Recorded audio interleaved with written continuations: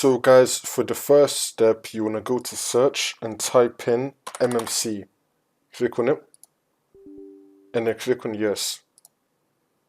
And now this will come up. Now once we're here in the top left, you want to click on File.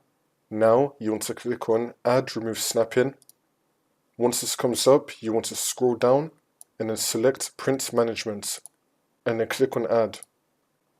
Now once this comes up, you want to select Add the local server, and then click on Finish, and then click on OK.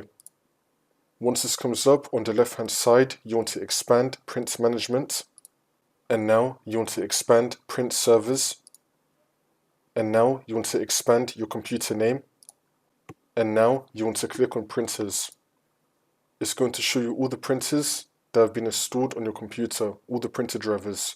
Now to remove it, you just want to right click on it, and then click on Delete, and then click on Yes. That's how you do it.